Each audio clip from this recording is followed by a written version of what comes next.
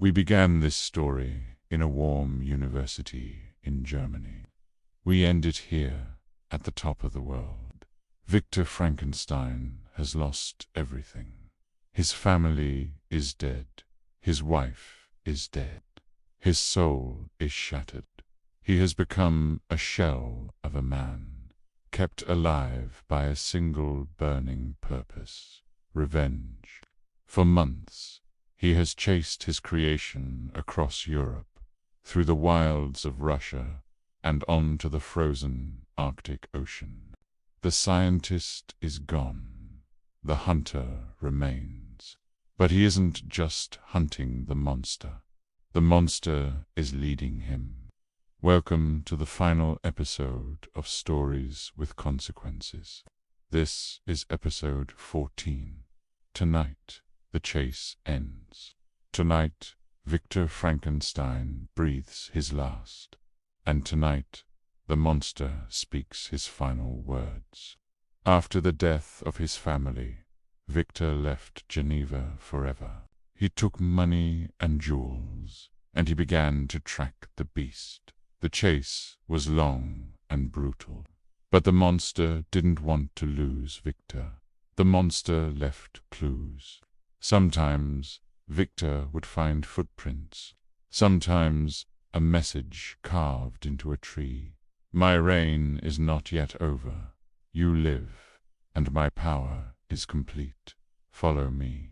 I seek the everlasting ices of the north. The monster even left food for Victor. He wanted Victor to survive. Why? Because the chase was the only relationship they had left. As long as Victor hunted him, the monster wasn't alone. Eventually, they reached the Arctic Ocean. Victor exchanged his carriage for a dog sled. He gained on the demon. He was so close within a mile, he could see the massive figure on the ice ahead. He raised his pistol. The end was in sight, but nature intervened. The ice broke. A massive gap of water separated the hunter from the prey. The monster drifted away into the fog, and Victor was left stranded on a breaking ice floe. He was ready to die, and that is where Captain Walton found him. We have now caught up to the beginning of the book. Victor is brought aboard Captain Walton's ship.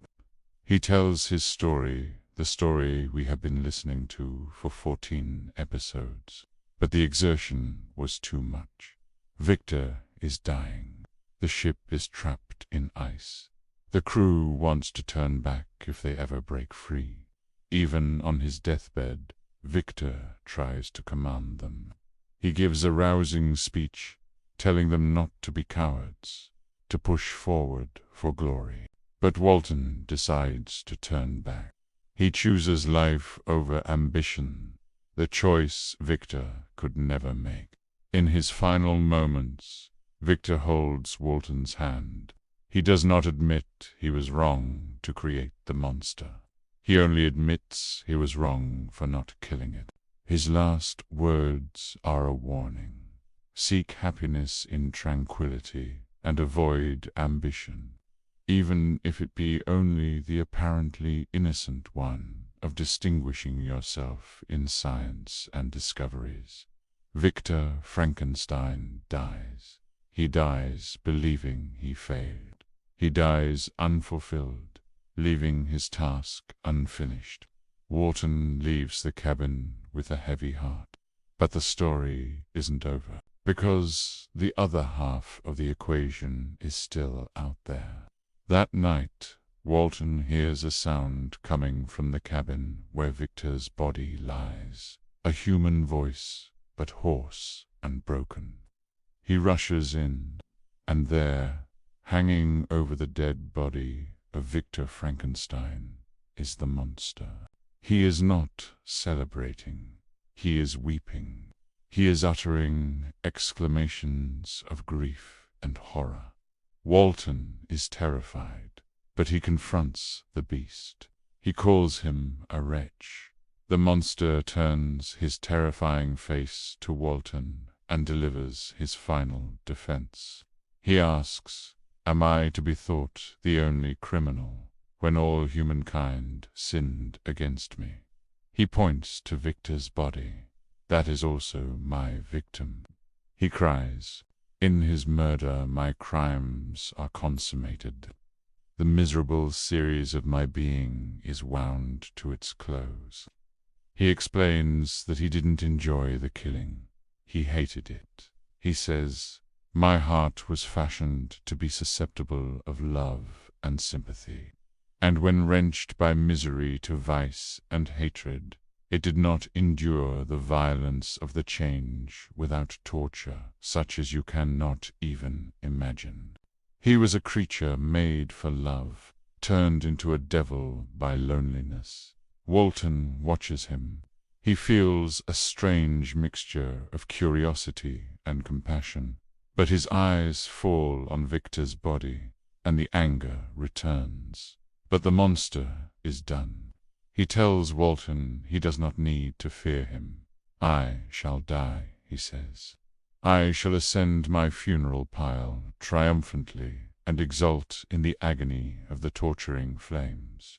He promises to go to the furthest north, build a pyre, and burn himself to ash, so that no man can ever create another like him.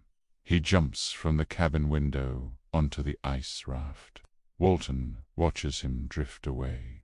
Mary Shelley ends the book with these words, "He was soon borne away by the waves and lost in darkness and distance."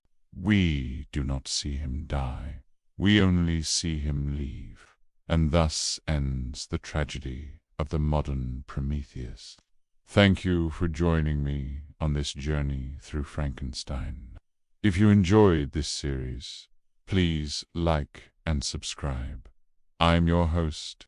This has been Stories with Consequences. Goodbye.